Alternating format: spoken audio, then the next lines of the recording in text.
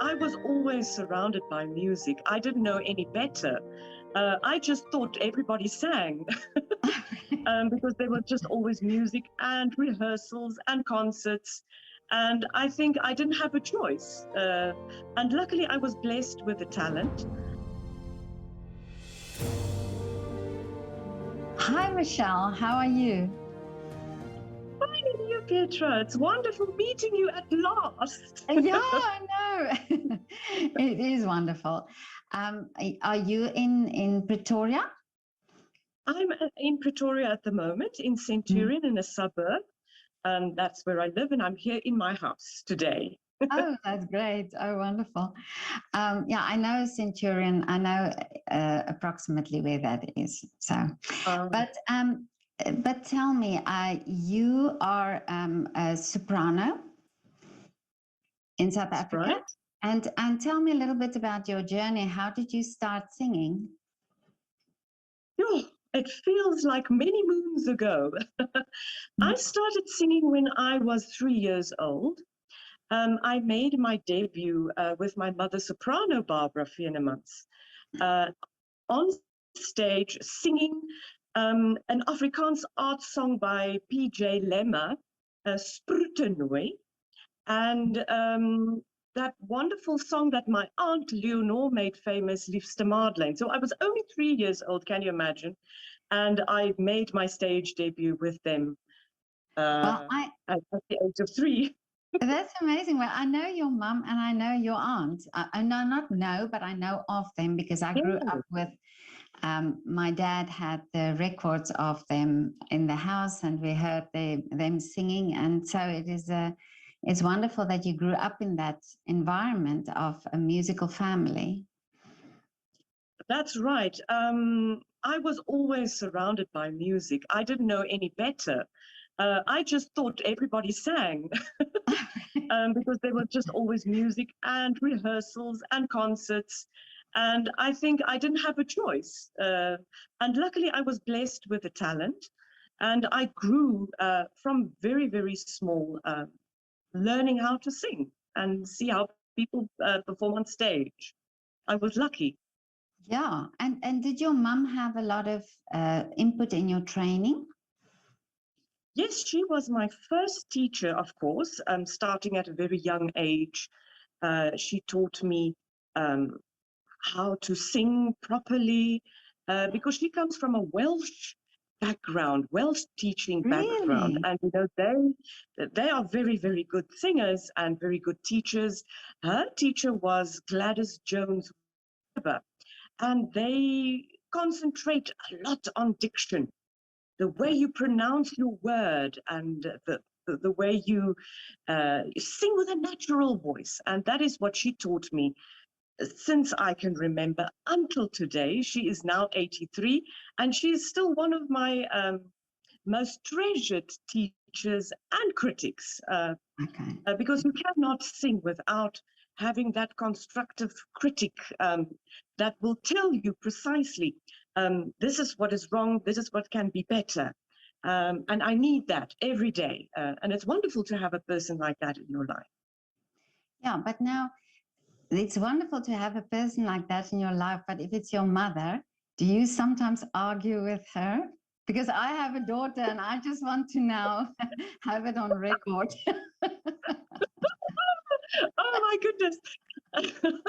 That's why my mother said, you will have to go to George Koch, the late tenor, so that he can instruct you formally.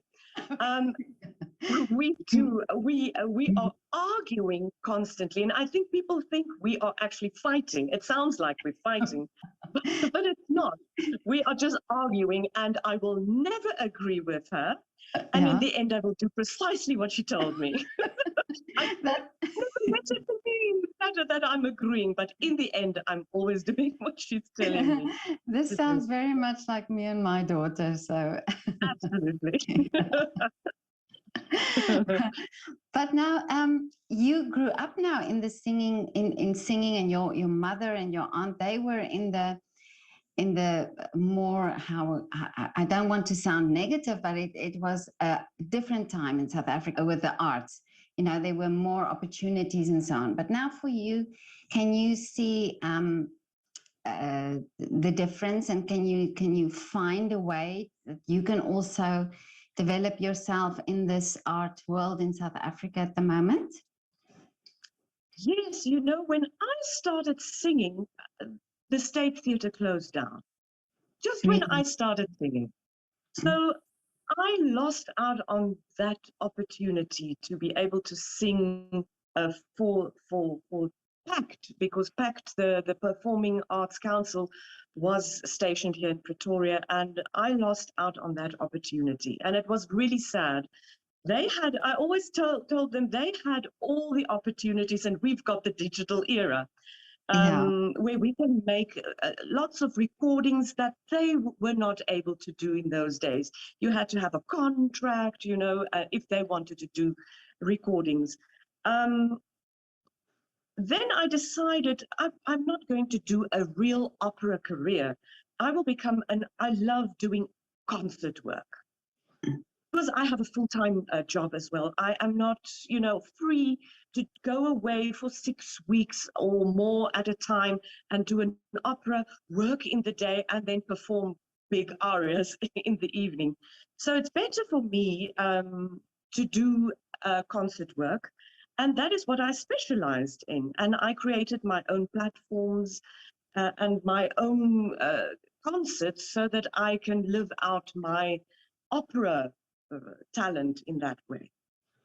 That's wonderful. So what do you do full time then? I am a German tutor, instructor, facilitator for grown-up postgraduate people who need German in their workplace, where they need to be able to read German, speak German, understand, analyze documents in German. So that is my job, teaching German. And that is a great passion of mine as well. Really? Yeah, but that's wonderful. So, and now these concerts that you're doing, how do you organize these concerts now? And what type of concerts do you do then? Petra, if I can tell you, if you're an independent artist, you don't really have a huge team around you. My mother used to help me, but she's moving on in age, and she cannot, organize, help us stage concerts as we used to do in the past. So I have to do everything now. So you have to do the marketing.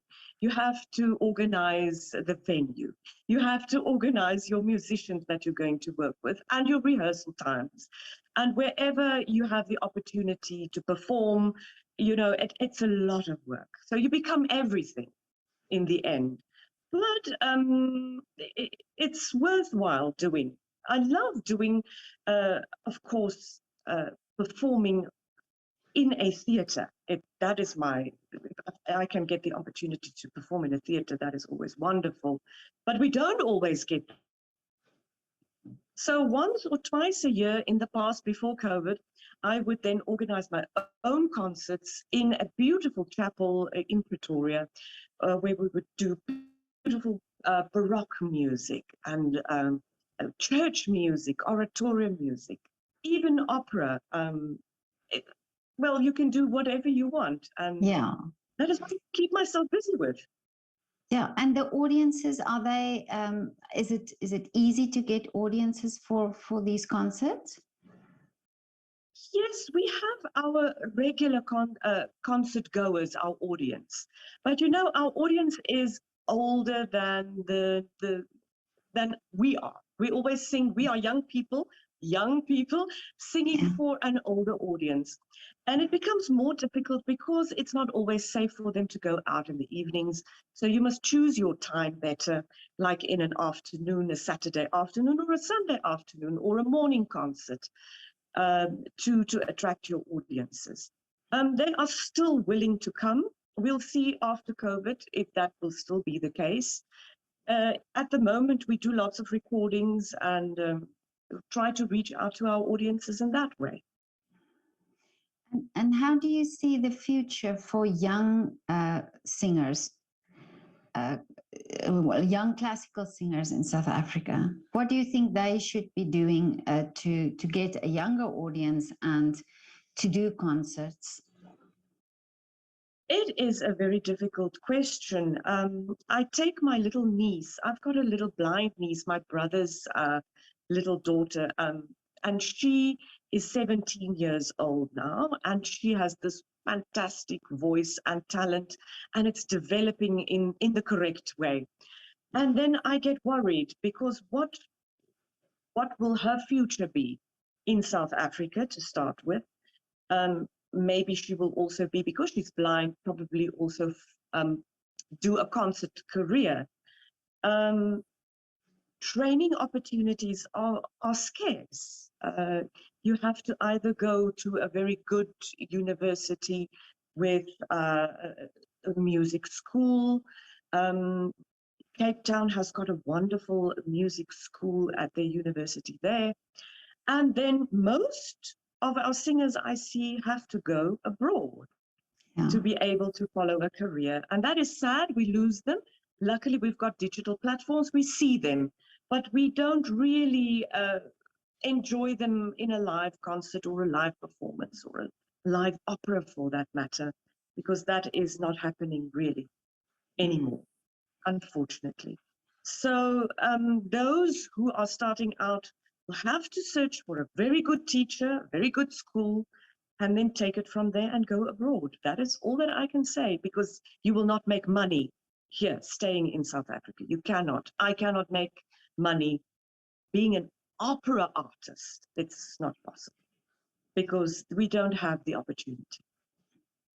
And the sad thing is that it's actually the live concerts that develop this love for the music, you know, and this is what you really want for the audiences in South Africa. So even though the young artists go or come here, you still want to have that live experience and that contact when you want to create new audiences for these types of concerts.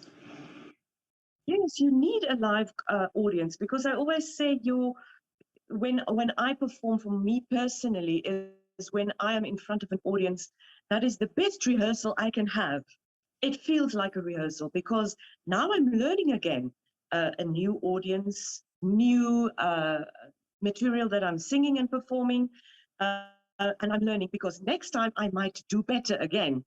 And we need also to educate our younger audiences in music, in opera music, because people think it's uncool.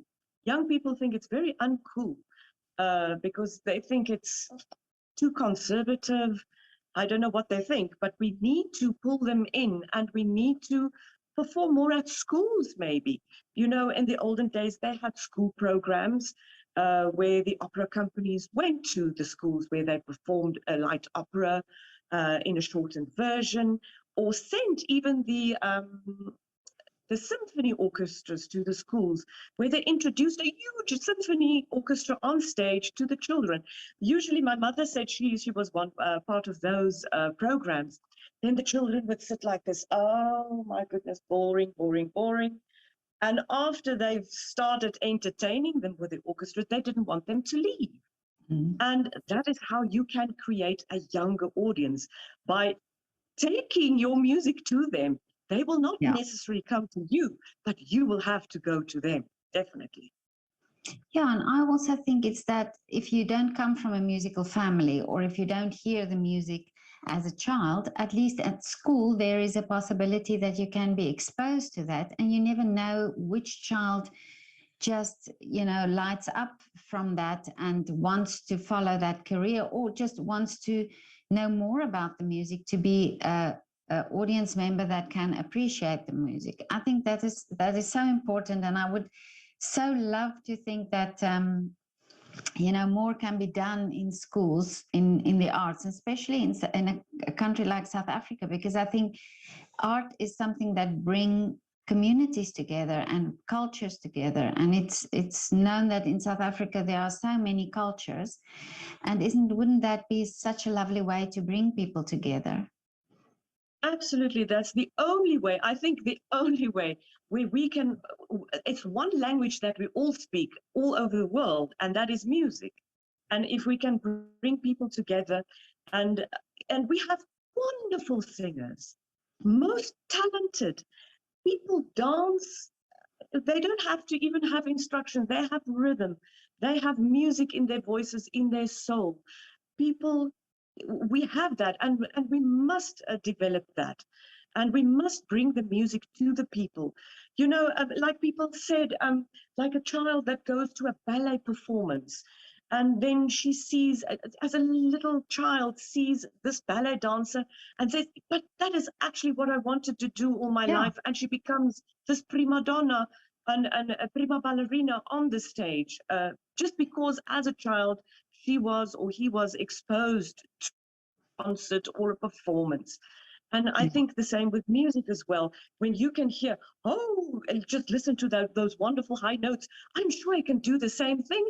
And they try it out, and all of a sudden they develop in this most wonderful opera singer as a Yeah. child because they were exposed. You will never know if you are not exposed. And I Yeah. wish so much we had programs that we could do that, more programs. There are people doing it, but it's small scale. And I wish. Yeah, that's my wish as well. I think it's so easy to go to schools, and it's it's so easy to get children because they're so uh, open to things, to hear things, and to be able to appreciate things if you just give it to them and just give them the opportunity. Yes, I've got this wonderful little story. I was performing at the Pyreneeën Theatre in Pretoria. And we love to do these classics for kids kind of concerts. And I was singing the doll song from the Olympia, from the Tales of Hoffmann. And I was this doll, totally dressed up, and I was this part. And they carried me onto stage, and I performed this whole aria. And we did the whole show. And after we were finished, this little 3-year-old boy came to the stage, and he said, my mother must buy this doll because I Oh, am not leaving this theater without the doll. I'm taking this doll home. She was so much fun, and he was very upset when I told him, "Oh, she already left. She's not here anymore. I'm so sorry." But he just wanted to buy the doll. Mother had to buy the doll. So this make-believe world that he was in yeah. just inspired this 3-year-old little boy. But It isn't just that shows. yeah, it just shows you, and how amazing that you could, that the role you played actually was so convincing to him that he believed that you were the doll. He That is totally thought amazing. so. Yeah. So No, that is cute. So cute. yeah.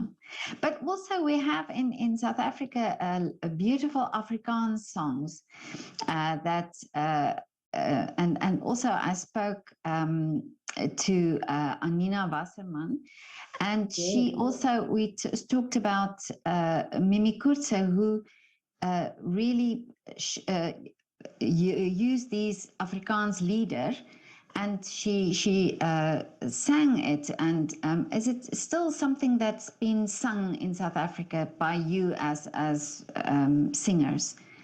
These Afrikaans lieder. Yes, we do. We always try to make it part of our repertoire. I can, when I studied in Germany, uh, my doing my singing tutoring there as well. I always incorporated an Afrikaans song when I performed there, and they always said, "Oh, Esla Rumare, it sounds like a Schubert, a South African Afrikaans Really? Schubert," and they enjoyed it so much. Unfortunately, it is not done so frequently, but we have people who really do the Afrikaans song. Um, and it's really a treasure that we should not let go. I recorded Afrikaans art songs, I think it was in 2005, in the Voortrekker Monument with Cesar Dalmeida, and with Paul Venter, the pianist, and the wonderful flautist David Venter. We did a few Afrikaans songs, and it's just one of those treasures that I will treasure forever, because we don't always get the opportunity. But we should make more an effort. I always try to do one or two songs, or when we have the opportunity and a special occasion for that. Yeah. Then we love to sing Afrikaans art songs. They are beautiful. Yeah. And new composers as well. We have beautiful new composers that compose as well. Yeah. Yes. I spoke to Franco Prinsloo, and he's also doing such great work with his choir and his Afrikaans music. It's wonderful. I was just thinking of him, and he really is a wonderful composer. Yes. Yeah. And it's modern, and it's really speaks to the heart. Mm. But now I want to ask you, Michelle, what do you do for a hobby? Do you have, what do you do in your spare time? Because you're full-time working and you're singing. So is singing really then what takes most of your time? Oh my goodness, sometimes I do too much.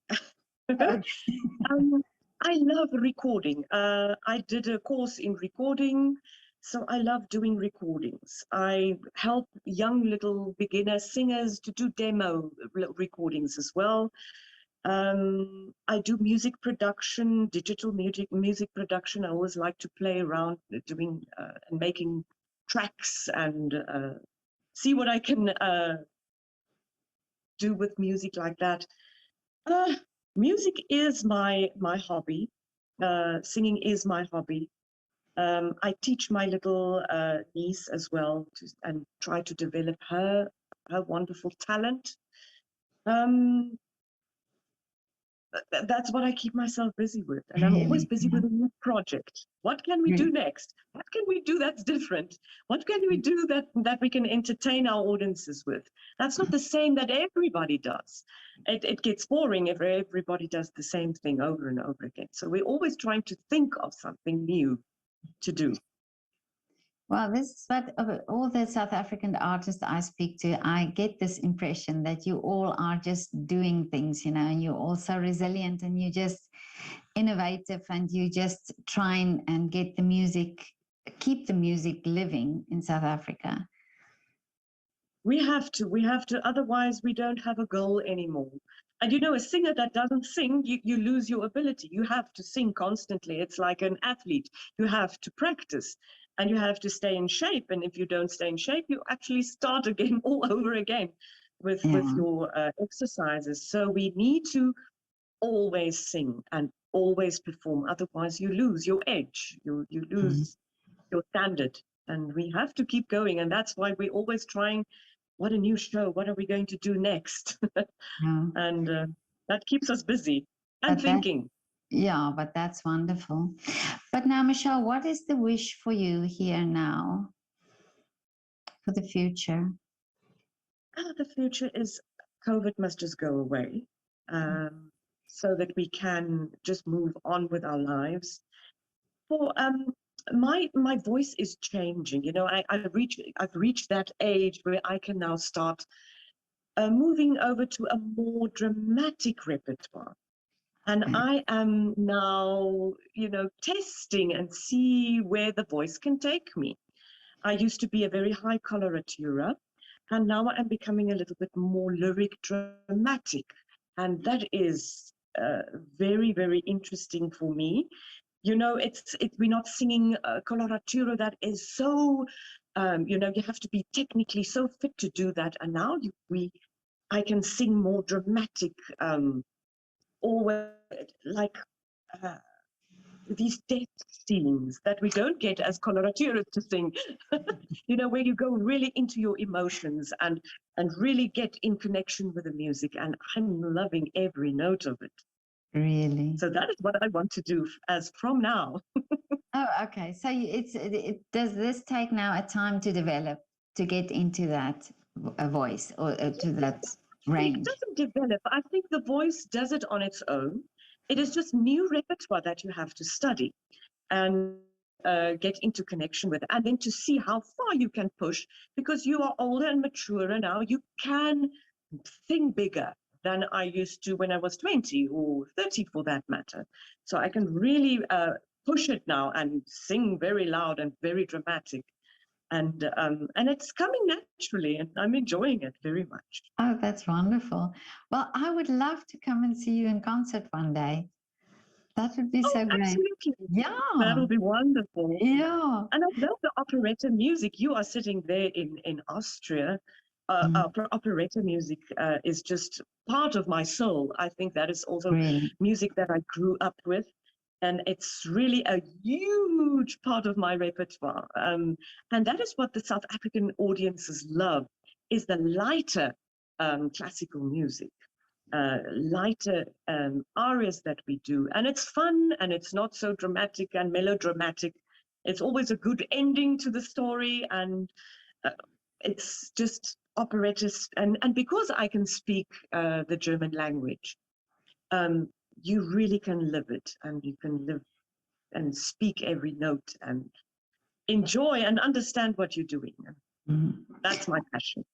Yeah, I think it's so important also that you, that the audience enjoy what you are doing, and that you enjoy what you are giving the audience. I think that is so important. Yes, you must know your audience. If you are going to sing to an audience that like more light music, like a crossover or a lighter type of music, and you come and start with your very dramatics, you're going to lose your interest. So you must read your audience and read your venue. What am I going to do now? What type of repertoire am I going to sing? And you must cater for your audience. That's very important, because if you don't do that, it's not going to work. No, that's true. But Michelle, this was now so lovely to talk to you. And I really wish that that your wish comes true, that you can do all these roles that you would love to do now with your voice. And I wish you all the best, and your niece as well, that you are coaching now, that I hope that there's something for her as well, that something positive, that she can work towards. And well, she's got a wonderful teacher. So that's great. But I've got a wonderful student, and I think she's going to go from strength to strength. And I will post videos from that we make, and some of our recordings, so that you can keep track of her development. Yeah, I would love to see. Yeah, I would love to see that. The fact that she's blind, does it make it difficult for her to read the music? Oh, she has done a little bit of Braille theory, so she knows her notations, but she has to learn everything by heart. I can remember when we did the Pergolesi, Stabat Mater's Pergolesi, everybody stood there with their partitur, and she was the only one, and she was only 12, 13 years old, who sang the whole Stabat Mater by heart. And she learns it quickly, because she's got this fantastic, wonderful, genial mind, and she does that in a very short time. And amazing. I just admire her. She is such a special person. Well, I would love to hear her, really. So I will be looking forward to seeing what you do. You post on your Facebook? I will definitely do so. And people can follow us there. Yes. I will put the link of your Facebook page then on this description of the video. And then if somebody wants to go and have a look at how she sings also, then that would be great. Fantastic. Yeah. Thank you so much. Okay, Michelle, but have a lovely day. Thank you so much. To you. And I hope to meet you one day in the winter. Yeah, I hope to meet you one day in person when I come to South Africa. Yeah, okay. Definitely. Okay, Thank Michelle. you so much for the invitation, Petra, and have a good day. Thank you so much. Bye. Bye-bye. Okay, Michelle. Ag, wat wonderlik. Hoorie so, maar jy doen amazing werk daarso. Regtig waar. Ja. Nee, wat is geniet. Nee, ek stel baie belang in hierdie student van jou. Dit is baie interessant wat jy reg kry met haar, en die feit dat sy die feit dat sy blind is en sy kan hierdie doen, jy weet, dit is Jy nogal kan nie vir my goed doen ballet. Sy het nou haar Royal Academy of Dance